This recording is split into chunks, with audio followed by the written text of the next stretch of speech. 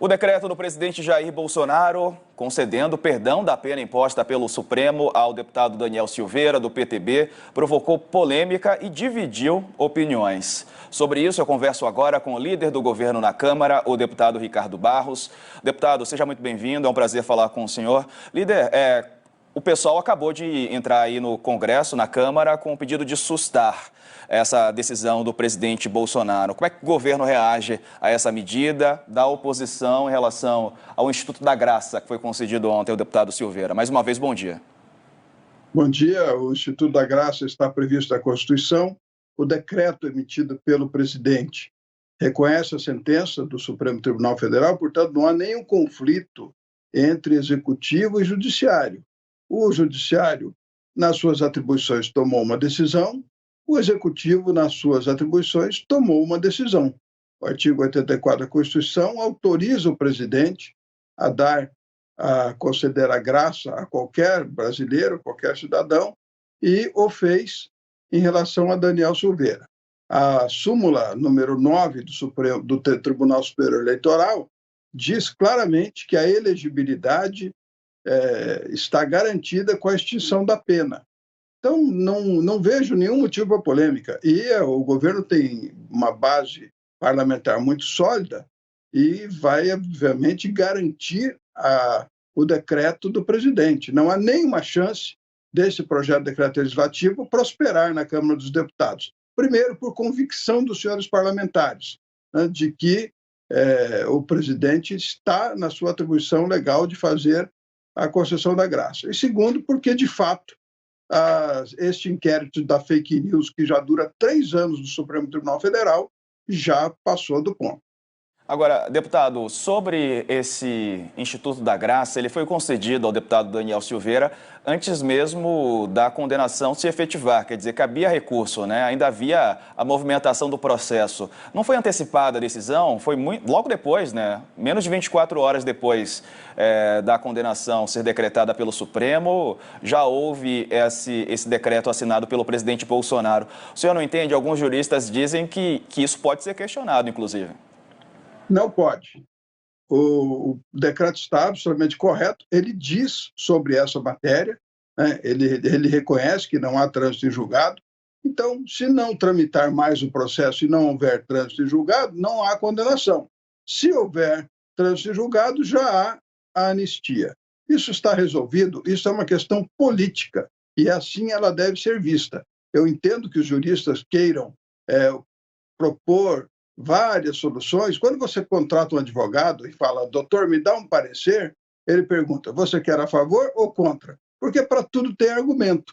Mas o fato é que ninguém discute a capacidade, né, a prerrogativa do presidente de fazer o indulto, o ato da graça. Então, isso é matéria vencida, não haverá mais discussões sobre esse tema, a não ser um jus esperneandi, né, um esperneio de quem não gostou, mas o assunto está liquidado e eu considero que o presidente acertou muito ao fazer esse indulto e encerrar esta perseguição e esta tentativa do Supremo Tribunal Federal em impor aos brasileiros uma restrição ao seu direito de opinião.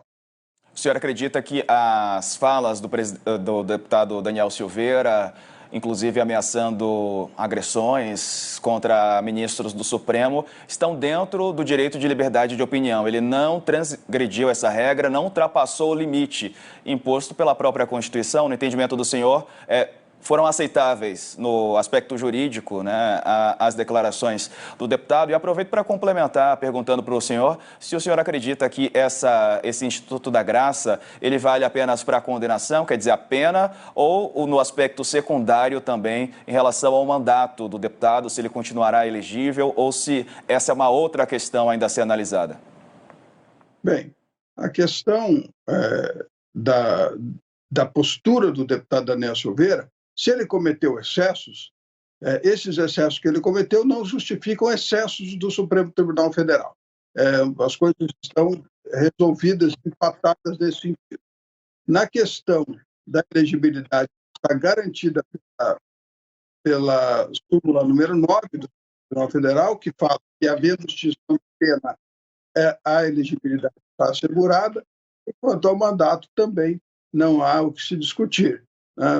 Quem decide perda de mandato ou não é a Câmara dos Deputados, não é a decisão do Supremo. Então, nós temos a posição devidamente esclarecida e toda polêmica que se gera daqui para frente é no intuito eleitoral, né? De tentar discutir a decisão do presidente, desgastá-lo com quem não concorda e faz crescer a posição do presidente com quem aceita a opinião. Mas, juridicamente, a jurisprudência garante a elegibilidade e a manutenção do mandato. Sim, o senhor tocou num ponto importante no histórico e muitos têm feito comparativo com ex-presidentes, por exemplo, citando a ex-presidente Dilma Rousseff, que houve condenações no período em que ela era a presidente do país e condenações do mensalão, por exemplo, e ela não concedeu essa graça, esse perdão para os aliados políticos dela que foram condenados à época pelo STF. O senhor acredita que é algo incomum isso acontecer, tanto que gerou essa polêmica toda em relação ao aspecto jurídico, não é? O senhor acredita que o presidente Bolsonaro pode ser questionado, até politicamente, já que ex-presidentes não tomaram medidas parecidas anteriormente, líder? Bom, primeiro, o precedente é do presidente Temer sobre indulto e, se você pegar a fala do ministro Alexandre de Moraes quando votou esta matéria, ele diz assim, vocês podem não gostar, mas há prerrogativa constitucional do presidente de fazer.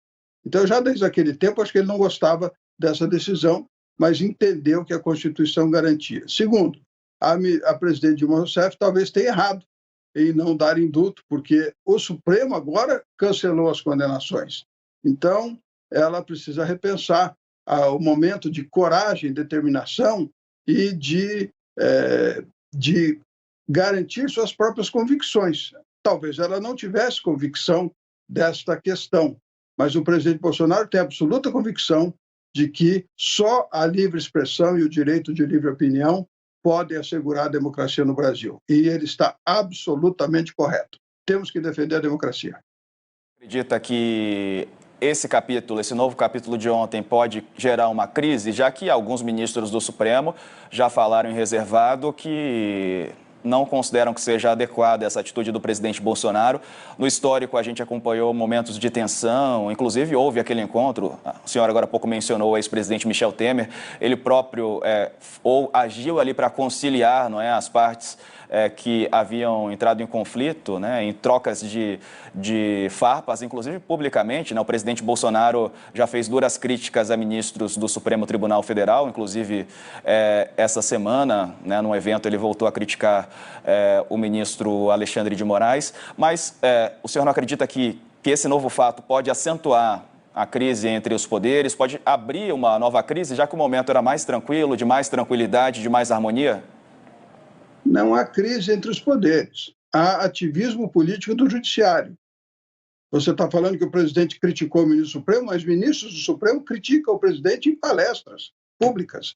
Não é papel do judiciário dar opinião, é papel cumprir a lei. Quando nós estávamos discutindo, por exemplo, o voto impresso, o TSE abriu campanha contra o voto impresso. Errado. O TSE cumpre a regra que o Congresso determina. Ele tem que gostar ou não gostar da regra. Como disse o ministro Alexandre de Moraes, quando confirmou o indulto do presidente Temer, ele fala, vocês podem não gostar, mas há a prerrogativa constitucional. Então, não cabe ao judiciário gostar ou não gostar, cabe ao judiciário cumprir a lei.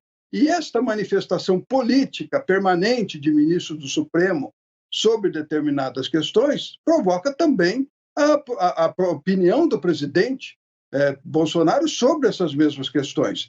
Então, se o judiciário decidiu ser um elemento de ação política, de opinião, de militância, bem, precisa enfrentar, então, o contraditório. Todo mundo que se dispõe a dar opinião, a expor o seu ponto de vista, tem que aceitar os contraditórios. Nós estamos aqui discutindo isso. O presidente tomou uma decisão, deu a graça ao Daniel Silveira, garante a ele a elegibilidade e o mandato. Quem contesta, todos têm direito de dizer não, isso não está certo, não vai acontecer. Eu estou absolutamente seguro pela jurisprudência que existe de que, sim, Daniel Silveira vai concorrer às eleições e vai manter o seu mandato. Agora, o Supremo Tribunal Federal às vezes muda de opinião e derruba a sua própria jurisprudência. E o TSE também muitas vezes muda de opinião e derruba a sua própria jurisprudência. Então, o judiciário faz o que nós chamamos de ativismo político para cada caso em específico.